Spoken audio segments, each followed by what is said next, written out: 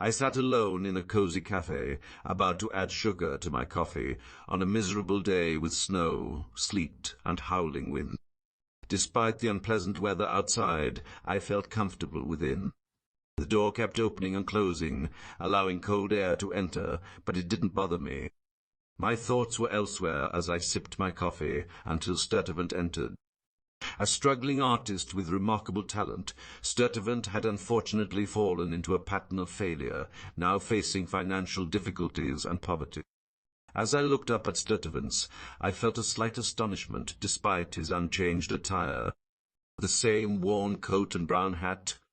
I couldn't recall when or why I had extended an invitation to Sturtevant, but instinctively I signaled for him to take a seat across from me. When I asked what he'd like to order, he casually perused the menu before placing his leisurely selection, and then suggested we share a pot of coffee for two.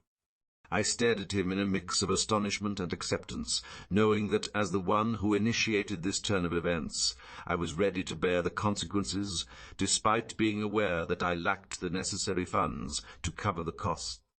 As I gazed upon him, I couldn't help but notice the unusual sparkle in his typically dull eyes and the radiant, optimistic flush on his cheek, which further left me in awe.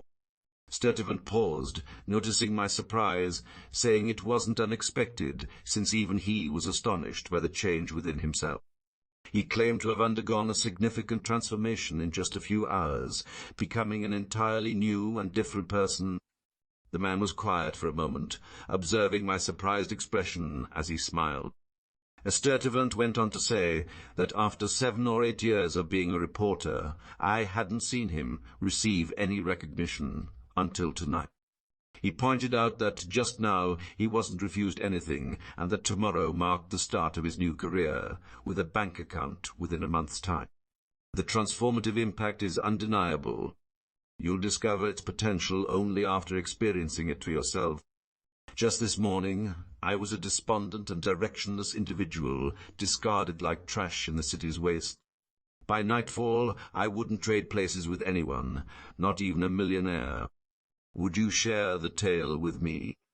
I'm more than happy to share this with everyone. The prospect of taking my own life or slowly starving seemed the only options after being rejected by 3 publications and having all my submitted work returned. But then I stumbled upon that story, and the impact was incredible. But what is the story, Sturtevant? Can the narrative have a positive impact on others in the same way that it has resonated with you? Despite the interruption, the speaker decides to recount the story. To begin, they explain it like this. However, just then, the waiter stepped in to announce that Sturtevant had a phone call and excused himself as he got up from the table to attend to it. Among the regular patrons at that coffee shop, it was unprecedented for Sturtevant to be summoned out by telephone call. This encounter took place roughly a month after my significant conversation with Sturtevant, which at that point was already slipping from people's memories. The man greeted the narrator warmly, asking how his day was going and if he was still stuck in a rut. Noticing the narrator seemed more optimistic, he asked him to share what was going well. A series of fortunate events has been unfolding in my life, and it's truly astonishing to reflect on the entire situation. You're familiar with Sturtevant, right? I was in a tough spot, contemplating a bleak future and searching for you to borrow money for my rent, when I ran into Sturtevant. He shared an incredible story that completely turned my life around. It took just 24 hours for me to get back on track, and since then I've had little to no trouble. Avery's matter-of-fact comment brought back a conversation I had with Sturtevant at a cafe during a stormy night, almost a month ago. That story must be truly astonishing, I said in surprise. Sturtevant did mention it to me once, but we haven't met since. Avery responded, saying that the individual in question had spent time in Cuba creating war sketches, earning $200 per week. Interestingly, every person who has heard this tale has experienced positive outcomes as a result. I'll paraphrase it for you. I've got friends in Cosgrove and Phillips, people you're unfamiliar with. Sturtevant shared his story with them, and they encountered similar outcomes as I did. As for knowing the story, I'm asked if I'm aware of it. The person then asks me to attempt its impact on themselves. I requested some ham and eggs, which he initially hesitated over before re-entering the wagon with me. Inside, he introduced Mr. Bryan, a new owner of the wagon, as someone who would look after me just like he did, since he had recently sold out his business to him. He also asked if Mr. Sturtevant was an acquaintance, and I nodded in confirmation. The former insomniac then went on, sharing that a remarkable tale was shared with him just a month prior, when an unexpected visitor entered his establishment one night, and it remains the most enchanting narrative he's ever heard. As time passed, I started viewing it as almost magical, believing its power to shape destinies was contagious and could benefit me too. The story's aura seemed to surround me, taking hold of my thoughts as I walked home, my mind occupied with a single nickel in my pocket and the prospect of a downtown trip tomorrow. As I strolled, I felt an unseen presence lurking behind me, as if fate were walking parallel, never quite catching up, yet unmistakably present. I was convinced that the story had taken possession of me. Upon arriving at Union Square, I consulted my contacts and looked up the residence of Sturtevant in my digital or physical directory. Later, I recalled a cafe in University Place and thought he might be there despite it being late. However, an opportunity for conversation was foiled as there were already 6 people at the table, with me positioned farthest from Sturtevant. As I sat down, a reverent quiet settled over the group, as if they were in the presence of something extraordinary. A collective silence fell, with every individual's gaze intensely focused on Sturtevant, as if awaiting a revelation from him. The reason became clear as he shared his tale. The doctor regretted Mr. Currier's late arrival, mentioning that Sturtevant had just shared an astonishing tale. He asked Sturtevant to retell the story for Currier's benefit, as it seemed Currier had missed the enchanting narrative despite being its first audience member, all of which took place at this very cafe and table where they were seated. I recall now that my narrative was interrupted just when I began sharing a particular story. Afterward, I told it to several acquaintances, and it seemed to invigorate them, much like its impact on me initially. This story has served as an unwavering elixir, akin to a universal cough medicine, effective in treating everything from minor colds to severe illnesses.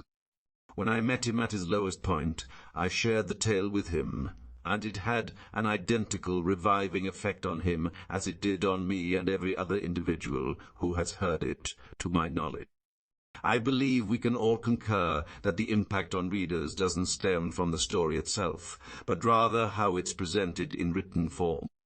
The reader becomes captivated, undergoing a transformative experience that not only refreshes their mind, but also uplifts their character, leaving them revitalized and improved. Doctor, could you shed light on the scientifically backed impact stories have? Occasionally, allusions were made to the tale, enough to pique my curiosity as the sole listener unfamiliar with the story. After standing up from my chair, I walked around the table and firmly grasped Sturtevant's arm to lead him away from our group. If you have any compassion for an old friend, tormented by a nagging story that seems destined never to be told to me, then please share it with me now, I demanded harshly. Sturtevant was taken aback, his expression a mix of shock and wildness. He gestured for me to sit down and said, "I'll tell you the story. It all started when I found an old scrapbook in Ann Street for 3 cents, which contained this peculiar tale with no clues about its original publication or author. As I began reading it casually, I became engrossed, eventually rereading it multiple times to commit it to memory. The story had a profound impact on me, as if I had encountered a powerful personality that left an indelible mark. The narrative appears to possess a universal, relatable aspect that resonates with each individual reader on a deeply personal level. After reflecting on the matter several times, I decided to take a walk, unable to remain indoors. As I walked miles without noticing the passage of time, my mood had transformed from one of despondency to buoyancy, a stark contrast from earlier. The chief had already been delayed by an hour and couldn't be further postponed. Sturtevant reluctantly rose and bid farewell, shaking hands. Its cover was made of rawhide bound with leather straps, as Sturtevant mentioned. I found the story, printed on the last material, to be quaint and unusual. When reproducing this story, we've removed its unique typography, but kept everything else intact. The magic story, author unknown. As I have gained wisdom from life's experiences, I believe it's essential to share my insights with future generations before my time runs out. However, I'm confident in conveying facts and valuable lessons. The manner of sharing isn't as important as the substance, so long as it's helpful and understandable. As one ages, memories from youth often remain sharper than recent events. The way an idea is expressed is secondary to its usefulness and impact on the listener or reader. I've pondered long on how to convey this recipe for achievement that I found, and it seems sensible to share it as is, with the story of my life and the instructions for combining the ingredients and adding flavor, serving as a natural guide. This marks the beginning of an important lesson. Don't overlook the value in what you currently have at your disposal, even if it means sacrificing potential future gains. In fact, the security and benefits of present circumstances, no matter how small they may seem, like having one piece of silver, often outweigh vague promises for a better tomorrow. By the time I was 10, my mother's spirit left this world, and 2 years later, my father followed her. However, as time passed and wisdom grew, I came to believe that the friend who had given me shelter might have cheated my father, and by extension, me. I won't recount the years, from 12.5 to 23, as they are unrelated to this story. Thus begins the second crucial lesson. Fortune is fleeting and can be kept only through determination. As time passed, not only did I lose everything, but I was left heavily in debt, ultimately leading to my imprisonment due to those debts. I spent over a year imprisoned. Upon release, I was no longer the same optimistic, joyful individual, content with life and trusting the world and its inhabitants, as I had been before imprisonment. This marks the beginning of the third crucial life lesson. This latter approach might take more time, but can be more adaptable to one's current circumstances. However, after experiencing worldly success, discontentment took hold of me, causing me to become irritable and withdrawn. When prompted, I enjoyed recounting the story of my misfortunes and complaining about those who didn't assist me when needed, as I felt they had wronged me. Additionally, I took satisfaction in secretly taking extra time from my employer each day, which was less honorable than simply stealing it outright. As time went on, my situation worsened until one day, not only was I jobless, but also lacking in reputation, making it impossible to secure employment anywhere else in Boston. Alternatively, this state can be likened to being an Ishmaelite, a term describing a person whose own hand is against everyone else and believes others' hands are also against them. And so begins the fifth lesson. I won't go into detail about how my energy levels have declined over time. Despite efforts, I couldn't secure steady work and suffered physically from emaciation. This is where the sixth and final lesson of the story begins, a lesson that cannot be condensed into a single sentence or paragraph, but must unfold throughout the rest of the narrative. I vividly recall waking up one night in a makeshift bed of shavings at the back of a cooper shop where I once worked. While others might attribute the profound impact of this vision on me to my mind being affected, I'm writing this to potentially inspire similar transformations in others. That fateful night's dream revealed to me that I possessed two distinct entities within myself, and it was my higher self that ultimately provided the long-sought guidance that my acquaintances could not offer. The actual dream wasn't what changed me. It was the impact it had and the power it wielded over me that led to my liberation. His robust physicality and confident air left an indelible mark on me, and he invited me in with a hint of amused disdain. As I warmed myself by the fire, he remained silent, leaving me to feel unwelcome and self-conscious about our stark contrast. It was only later that I discovered this presence, which seemed so real to me, remained intangible to everyone else. This marked the beginning of an unusual chapter in my life story. The entity before me shared my physical appearance, but possessed a distinct quality. The entire presence exuded confidence and resolve, whereas I felt anxious and fearful. During those moments, I waited for its return with a mix of apprehension and reverence, marveling at the presence's boldness in venturing into places my own feet avoided. I felt as though I was intentionally guided to locations and individuals that made me nervous.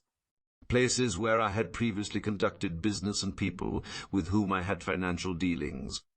However, upon waking, I sensed its presence nearby, characterized by a serene and slightly mocking smile that neither conveyed pity nor consolation.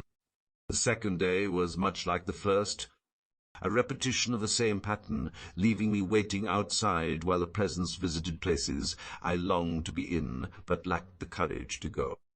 Despite numerous attempts, I found myself unable to speak clearly when addressing the presence. My words were mere stutters, unintelligible. Days blended together until I stopped counting, only to realize that being in the presence's company was having a subtle impact on me. One night, as I awoke among the casks and sensed the presence nearby, I found the courage to speak, albeit with a tremble in my voice. I'm the human form made in God's image, once sharing your physical body, though not harmoniously due to our contrasting nature. The body we once shared is mine, but it's unclean and unworthy of my presence. I'll only return if you clear out my space within your consciousness, specifically your intellect and will. Otherwise, I won't reoccupy them again. The majesty of the presence loomed large as it issued a stern command, its towering presence causing me to shrink in humble submission, my posture a testament to my profound reverence of this powerful being. I realized that last night was the first time I'd slept anywhere else. As the events of the previous night replayed in my mind, I sought out a sense of presence, though it remained invisible. It's possible that, at this moment, I recognized this being as the minus entity, while the plus entity resided within me, even if I didn't fully comprehend the distinction yet. If unavailable, someone or something else will suffice for the time being, until I'm able to acquire what I originally wanted. About an hour after, the chief craftsman entered the room, taken aback by my presence. A sizable stack of neatly trimmed workpieces already sat beside me, as in those days I was an exceptional worker. The best there was, actually. Without being asked, I responded to his query with a concise yet thorough statement. I've returned to work, sir. This concludes the sixth and final lesson I had to learn, though there's more to share. For from that moment on, I became successful, eventually acquiring another shipyard and securing a comfortable level of worldly possession.